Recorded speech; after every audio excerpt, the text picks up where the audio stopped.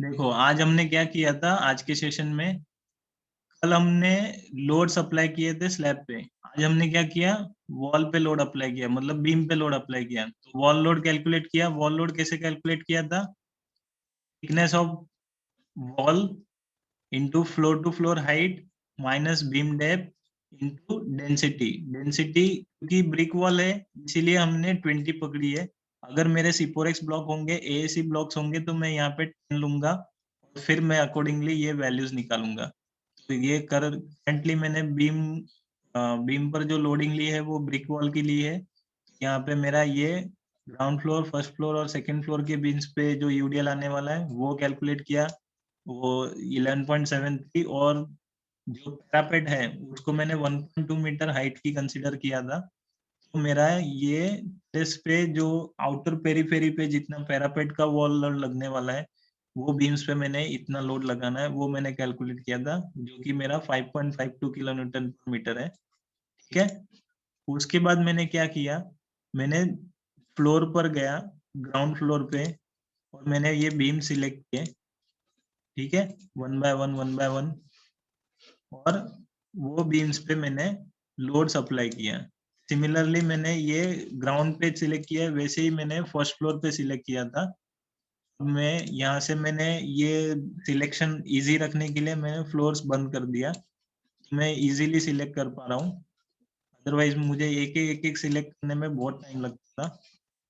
जो इसमें जो ऑटोकैड में शॉर्टकट चलते हैं, मतलब लेफ्ट टू राइट और राइट टू लेफ्ट, वो सारे चलते हैं यहाँ पर भी। ठीक है।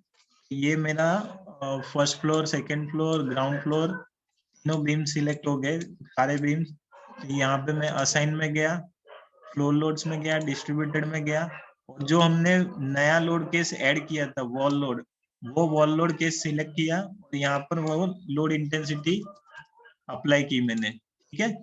उसके बाद मैंने टेस्ट फ्लोर पर गया। टेस्ट फ्लोर पर मैंने सिर्फ आउटर पेरीफेरी वाले बीम सिलेक्ट किए, और वो बीम्स पर मैंने पैरापेट लोड के लिए हमने जो निकाला था वॉल लोड, वो वाला वॉल लोड अप्लाई किया। असाइन में गया, फ्रेम लोड्स में गया, डिस्ट्रीब्यूटेड में गया, अगेन वॉल लोड सिलेक्ट किया और यहाँ पे मैंने 5.52 अप्लाई कर दिया। ठीक है। तो फिर मैंने 3D में चेक कर लिया मेरा लोड अप्लाई हुआ है। ठीक है। अब उसके बाद मैंने क्या किया था, आप लोगों को वो थेरीज बताई थी, और उसके पहले मैंने यहाँ पे भी फ्लोर पे जो लोड अप्लाई करना था, जो टेरेस फ्लोर पे वाटरप्रूफिंग और जो लाइव लोड है वो चेंज होता है।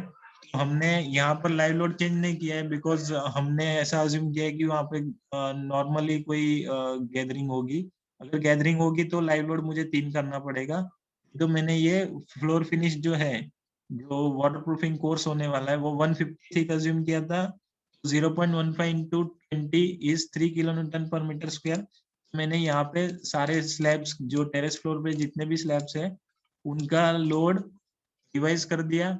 वो कैसे किया, सिलेक्ट किया, असाइन, शेल लोड, यूनिफॉर्म, और फिर जो एसडीएल है उसको मैंने 3 अप्लाई कर दिया। ठीक है। फिर मैंने क्या किया, ज्योमेट्री चेक किया था। ठीक है। तो एनालाइज में गया, एक मॉडल में गया, और ये मैंने सारे ऑप्शन सिलेक्ट किए। मेक श्योर कि यहाँ पे जो ये फिक्स वाला बटन दिख रहा है, ये दोनों बटन ऑन नहीं होना चाहिए। और फिर मैं जैसे ही ओके करता हूँ तो ये पूरा मॉडल मेरा चेक करेगा ज्योमेट्री को। मेरा मॉडल में मॉडल मेकिंग के टाइम कोई एरर आया है क्या, तो वो दिख रहा है कि कोई भी एरर नहीं है। ओके। तो फिर नेक्स्ट स्टेप मैंने क्या किया था, एनालिसिस। ठीक है, जैसे हम नॉर्मल सिंगल बीम के लिए एनालिसिस कर रहे थे, वो मैंने एनालिसिस कर दिया। अब एनालिसिस होने के बाद मैंने एसएफडी बीएमडी डायग्राम्स चेक किया। सबसे पहले तो मैंने डिफ्लेक्ट शेप देखा, जो कि मुझे बराबर दिख रहा था। उसके बाद मैंने क्या किया, shear force and bending moment diagram. अब कल मैंने लोड केसेस में चेक किया था shear force bending moment diagram, आज मैं लोड कॉम्बिनेशन में देख रहा हूँ ताकि मुझे कंबाइन इफेक्ट पता चले। अब ये जो डायग्राम है इसकी स्केलिंग बढ़ाने के लिए भी मैंने यहाँ पे स्केल नंबर डाला था। अगर मैं जितना भी कम करते जाऊंगा यहाँ पे ये वैल्यू, उतना ये डायग्राम कम दिखेगा। लेकिन अगर मैं ये जीरोस जीरोस कम करता हूँ डेसिमल के बाद वाले, ये मेरा डायग्राम का स्केल बढ़ते जाएगा। एक ऑप्टिमम लेवल लाना है जिसमें हमको डायग्राम प्रॉपर दिखे, बस उसके लिए यहाँ पे सिलेक्ट करना है। नॉर्मली ये ऑटोमेटिक रहता है, तो देखो ये डायग्राम छोटा दिखेगा या बड़ा दिखेगा वो अकॉर्डिंग टू द मैग्नीट्यूड। लेकिन जैसे मैं स्केलिंग करता हूँ तो ये स्केलिंग अभी करंटली 1 है, उसको मैं 8 करूंगा तो वो और बढ़ जाएगा, है ना। ठीक है, फिलहाल मैं ऑटोमेटिक रखता हूँ। और यहाँ पर जो देखोगे आप डिस्प्ले ऑप्शन में, यहाँ पे शो ये फिल डायग्राम, मतलब ये जो डायग्राम दिख रहा है बेंडिंग मोमेंट, यहाँ पर पूरा जो सॉलिड फिलिंग रहता है वो फिलिंग किया हुआ है। अगर मैं ये फिल निकाल देता हूँ तो वहां पे वो लाइन शो करेगा, देखो येलो कलर की लाइंस आ गई। अभी मैं अगर ये प्लान में देखूं, देखो ऐसे ना, ये सिर्फ वो क्या कर रहा है, बीम के जितने भी जंक्शन है ये हर एक बीम को 12 नंबर ऑफ सेक्शंस में डिवाइड करता है, और maximum magnitude at bottom, maximum magnitude eight top, वो दो वैल्यूज शो करते हैं। हर एक बीम में देखोगे आप दो ही वैल्यू दिखेगी आपको, एक मैक्सिमम टॉप, एक maximum bottom, maximum bottom maximum top, इसे हर एक बीम पे दिखेगी। बट ये थोड़ा देखना अलग लग रहा है बिकॉज ये येलो कलर की वजह से बराबर दिखता नहीं, तो मैं फिल डायग्राम करूंगा तो मुझे प्रॉपर दिखेगा। अदरवाइज मुझे तीनों डायग्राम एक साथ देखना है, load diagram, deflection diagram, shear force diagram end moment diagram. मैं इस पे राइट क्लिक करूंगा, यहाँ पे देखो मुझे ये शियर फोर्स डायग्राम दिख रहा है, ये मोमेंट डायग्राम दिख रहा है, और ये मेरा डिफ्लेक्शन डायग्राम। डिफ्लेक्शन डायग्राम में भी आप देखोगे ये नीचे 4 ऑप्शन है अलग अलग। रिलेटिव टू बीम एंड्स बोलूंगा तो मेरा ये ऐसा शो करेगा, रिलेटिव टू फ्रेम मिनिमम करूंगा तो वैल्यू अलग आएगा, एब्सोल्यूट करूंगा तो वैल्यू अलग आएगा। ये देखो एब्सोल्यूट मतलब क्या, यहाँ से यहाँ तक जो डिस्प्लेसमेंट हो गया, और ये वाले एंड से इधर तक जो डिस्प्लेसमेंट हो गया, ये जो कंबाइंड डिस्प्लेसमेंट है वो दिख रहा है 5.073।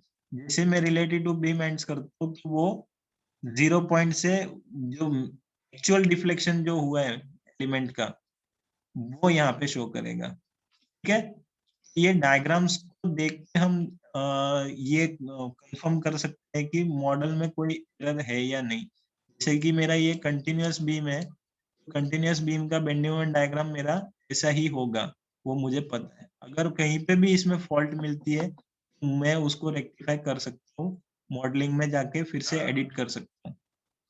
ठीक है, मेजर मोमेंट के लिए M33 और मेजर शियर के लिए शियर 22, इस पे हमको सिलेक्ट करना है और अप्लाई करना है। और मेक श्योर यहाँ पे फ्रेम सिलेक्टेड रहेगा, मतलब हम बीम और कॉलम का बेंडिंग मोमेंट डायग्राम देख रहे हैं। अगर पियर पे सिलेक्ट करेंगे तो जब हम शियर वॉल मॉडल करेंगे तो पियर पे सिलेक्ट करना पड़ेगा। स्पेंड्रल भी एक स्ट्रक्चरल एलिमेंट है, उसमें बेंडिंग मोमेंट देखना है तो उस पे सिलेक्ट करना है। और लिंक्स मतलब जो ब्रेसिंग एलिमेंट्स रहते हैं, क्रॉस टाई, वो वाले। यहाँ पर हम क्या करेंगे, फ्रेम्स सिलेक्ट करेंगे और यहाँ पर हम बेंडिंग मोमेंट डायग्राम देख रहे हैं। आप देख रहे हो बेंडिंग मोमेंट डायग्राम ये पैराबोलिक आ रहा है ना, ये शियर फोर्स डायग्राम पैराबोलिक आ रहा है। क्यों? बिकॉज यहाँ पे जो यूडीएल वाला लोड था ना, प्लस सर्टेन पॉइंट लोड भी आ रहे थे, वो वाला भी उसने इंक्लूड किया है। ठीक है, और बेंडिंग मोमेंट डायग्राम में पैराबोलिक। ठीक, और उसके बाद हमने क्या देखा, सपोर्ट रिएक्शन, मतलब मेरे जितने कॉलम्स हैं उनका बॉटम पे रिएक्शन कितना ट्रांसफर हुआ है, मतलब कौन से रिएक्शन के लिए मैं फुटिंग को डिजाइन करूंगा। तो उसके लिए मैं यहाँ पर जाता हूँ, बेस पे सिलेक्ट करता हूँ, और जितने बेस के पॉइंट डिस्प्ले हो गए उसके बाद मैं यहाँ पर जाता हूँ सपोर्ट रिएक्शन, और ये same option can be accessible from here, display, force diagram, support reaction. And in that case, which load case I want to select, so I'll select the load combination जो maximum load है उसके लिए design करूंगा foundation को। तो मैंने 1.5 DLLL जो combination है वो सिलेक्ट किया, और मुझे वर्टिकल रिएक्शन देखना है इसलिए मैं FZ सिलेक्ट करूंगा यहाँ पे। और ये जो प्लॉट टाइप है यहाँ पर मैं टेबुलेटेड पे क्लिक करूंगा। अगर मैं टेबुलेटेड पे क्लिक नहीं करूंगा तो वो वैल्यूज नहीं दिखेगी। देखो अभी मैं समझो एरो पे क्लिक करता हूँ तो मुझे यहाँ पे वैल्यूज नहीं दिख रही है। अगर मुझे वैल्यूज देखनी है तो मुझे 3D ऑन करना पड़ेगा। देख रहे हो? वो एरो के फॉर्म में वैल्यूज देगा, बट मैं ऐसे 3D में कितनी वैल्यूज देख पाऊंगा, हर एक का मुझे ऐसे देखना थोड़ा टीडियस लगेगा। तो मैं क्या करूंगा, सिंपली प्लान में जाऊंगा, बेस पे सिलेक्ट करूंगा और फिर यहाँ पे टेबुलेटर पे क्लिक कर दूंगा, फिर मैं अप्लाई करूंगा तो मुझे at a glance one shot सारी वैल्यूज दिख जाएगी। हर एक कॉलम का जो रिएक्शन आने वाला है वो रिएक्शन यहाँ पर दिख जाएगा। और seeing looking at the reaction values, I can also justify my model कि हाँ मेरा मॉडलिंग परफेक्ट है, because since the model was symmetric and load was symmetric, so the reactions are also symmetric. वो रिजल्ट देख के मुझे पता चल रहा है। ठीक है, तो आज के सेशन में हमने कहाँ से स्टार्ट किया था, wall load application, wall load calculation से चालू किया था, फिर वॉल लोड अप्लाई किया था, फिर हमने स्लैब के टेरेस फ्लोर पे जो वाटरप्रूफिंग का लोड चेंज करना था वो चेंज किया था, और उसके बाद हमने एनालाइज किया, मॉडल को चेक किया, फिर एनालाइज किया, फिर ये जो एसएफडी, बीएमडी और सपोर्ट रिएक्शन ये हमने चेक किया। ठीक है, समझ गए? Yes sir.